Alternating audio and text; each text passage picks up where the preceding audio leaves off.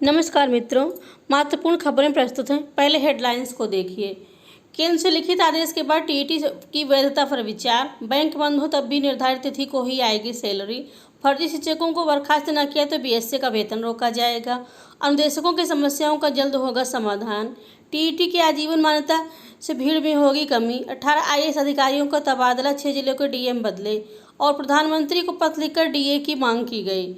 और साथ ही साथ महत्वपूर्ण खबरें अभी भी हैं, परंतु मित्रों आप चैनल को सब्सक्राइब न किए हो तो सब्सक्राइब अवश्य कर लें, साथ ही बेल आइकन जरूर प्रेस करें। और मुख्यमंत्री को जन्मदिन की बधाई देकर अपनी मांग को रखेंगे शिक्षा मित्र। फर्जी शिक्षक एसटीएफ के रडार पर। टीजीटी और पीजीटी शिक्षकों के समायोजन होंगे जल्द। यूपी टीईटी के लिए 15 तारीख से आवेदन की तैयारी। कोरोना बचाव के लिए बच्चों को जागरूक करेंगे शिक्षक। शिक्षकों का वेतन जारी। फर्जी शिक्षक के चक्कर में वेतन रुक गया अध्यापक का। तो ये तो सब थी हेडलाइंस। अब इनके बाद आप इन खबरों को विस्तार से सुनेंगे। तो आइए खबरों को देखते हैं विस्तार से। सरकार लखनऊ। केंद्र सरकार की ओर से शिक्षक पात्रता परीक्षा टीईटी के प्रमाण पत्र की वैधता को आजीवन करने के फैसले के बाद अब राज्य सरकार भी इस दिशा में गंभीरता से विचार करने जा रही है। अभी उत्तर प्रदेश शिक्षक पात्रता परीक्षा यूपी टीईटी के प्रमाण पत्र की वैधता 5 वर्ष है। प्रदेश के बेसिक शिक्षा राज्य मंत्री डॉक्टर सतीश चंद्र द्विवेदी ने कहा है कि यह निर्णय छात्र के हित में होगा। अभी हमें केंद्र सरकार के इस फैसले की लिखित रूप में जानकारी नहीं हुई है, लेकिन यह निर्णय सामयिक है। राज्य सरकार इस दिशा में गंभीरता से विचार करेगी। बीएससी ने फर्जी शिक्षकों को बर्खास्त नहीं किया तो उनका वेतन रोका जाएगा। परिषदीय स्कूलों में फर्जी तरीके से नियुक्ति पाने वाले शिक्षकों की बर्खास्तगी में जिला बेसिक शिक्षा अधिकारी रुचि नहीं ले रहे हैं।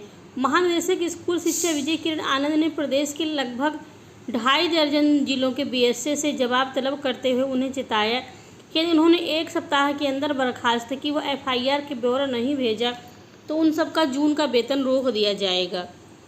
विभाग ने एसटीएफ द्वारा चिन्हित 181 शिक्षकों की सूची इन जिलों में भेजी थी और ऐसे फर्जी शिक्षकों को बर्खास्त करने का निर्देश भी दिया था। जिन जिलों से सूचना मांगी गई है उनमें प्रतापगढ़, सुल्तानपुर, उन्नाव समेत 30 जिले शामिल हैं।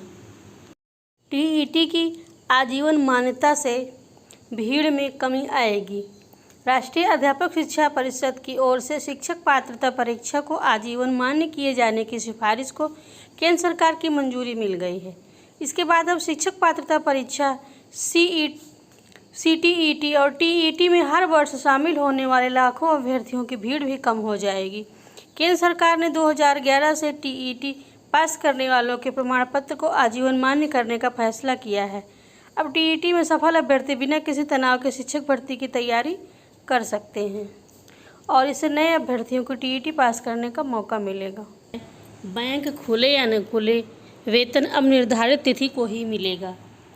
National automated clearing house NACH की सुविधा अब सप्ताह में 7 दिन उपलब्ध होगी। मौद्रिक नीति समीक्षा के फैसलों की जानकारी देते हुए RBI के गवर्नर शक्तिकांत दास ने शुक्रवार को इसकी घोषणा की। ये व्यवस्था 1 अगस्त से लागू होगी। इसका सीधा मतलब यह है कि किसी की सैलरी अब इस वजह से नहीं रुकेगी क्योंकि वह निर्धारित तिथि को बैंक बंद है। इसके साथ ही होम लोन, ऑटो लोन और पर्सनल लोन समेत किसी भी तरह की समान मासिक किस्त, EMI या अन्य किसी भी तरह की सावधिक देय राशि का जो दिन निर्धारित हुआ वह राशि उसी दिन उसी अकाउंट से कट जाएगी। वर्तमान व्यवस्था के तहत NACH का परिचालन बैंकों के कार्य दिवस में ही होता है। हालांकि लोन ग्राहकों को इसका फायदा यह होता है कि अगर निर्धारित तिथि को उनके खाते में EMI इतनी रकम नहीं होती है तो बैंक छुट्टी होने और EMI अगले दिन काटने की सूरत में उन्हें खाते में इलेक्ट्रॉनिक माध्यम से पर्याप्त रकम डालने के लिए कुछ घंटों की मोहलत मिल जाती है। इसकी वजह यह है कि इलेक्ट्रॉनिक माध्यम से किसी भी बैंक खाते से दूसरे खाते में रकम जमा करने की सुविधा 24 घंटे उपलब्ध है। पूर्ण खबर है, योगी सरकार ने प्रशासनिक फेरबदल किया है और 18 आईएएस अधिकारियों के तबादले कर दिए गए हैं और इनमें 6 जिलों के डीएम बदल गए हैं।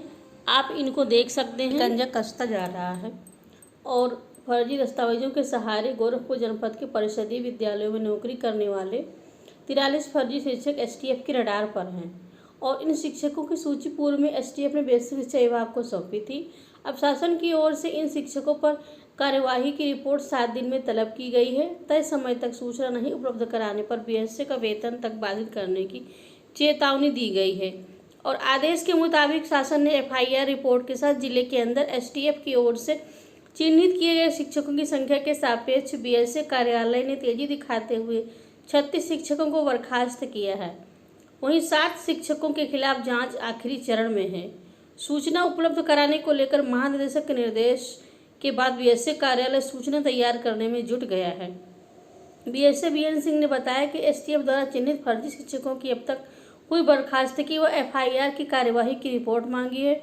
इसे तैयार कराया जा रहा है। निर्धारित समय के अंदर रिपोर्ट भेज दी जाएगी।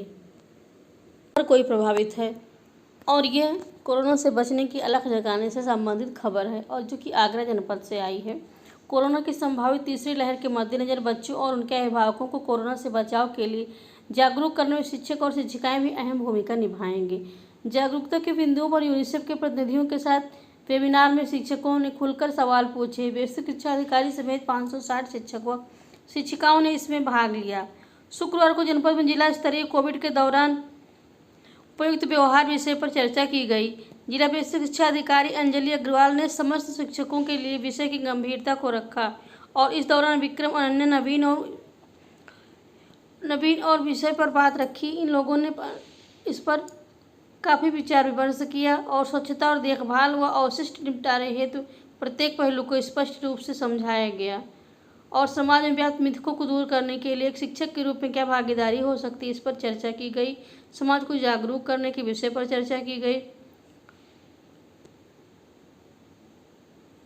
सहारे फंसी तनख्वाह और यह खबर बस्ती जनपद से है। बस्ती के अध्यापक ने मुख्यमंत्री से लगातार सुल्तानपुर व बस्ती के बीएसए से लिखित शिकायत जुलाई 2020 में की। जांच के नाम पर करीब 1 साल से लटके मामले में कथित फर्जी शिक्षक की सेवा तो अब तक समाप्त नहीं हुई। उल्टे शिकायतकर्ता शिक्षक का वेतन सितंबर 2020 से रोक दिया गया। 9 माह से वेतन न मिलने से सहायक अध्यापक की गृहस्थी चलाना मुश्किल हो रहा है। बस्ती जिले के कप्तानगंज थाना क्षेत्र के ओझागंज निवासी शिवकांत वर्तमान में कप्तानगंज ब्लॉक के पूर्व माध्यमिक विद्यालय महाराजगंज में सहायक अध्यापक हैं और 13 फरवरी 1993 में सहायक अध्यापक बने। शिवकांत ने बताया कि उन्होंने अपने समस्त अभिलेख बस्ती बीएसए कार्यालय में जमा किए थे। फरवरी वर्ष 2019 को आईटीआर भरते समय पता चला कि उन्हीं के प्रमाण पत्र पर दूसरा व्यक्ति सुल्तानपुर जिले में शिक्षक के तौर पर नौकरी कर रहा है। पैन कार्ड से पकड़ में आने के बाद जब इसकी जानकारी से शिवकांत के होश उड़ गए। छानबीन में पता चला तो फर्जी शिक्षक सुल्तानपुर जिले के प्रतापपुर कमैचा ब्लॉक के एक पूर्व माध्यमिक विद्यालय में तैनात है और वेतन आहरित कर रहा है।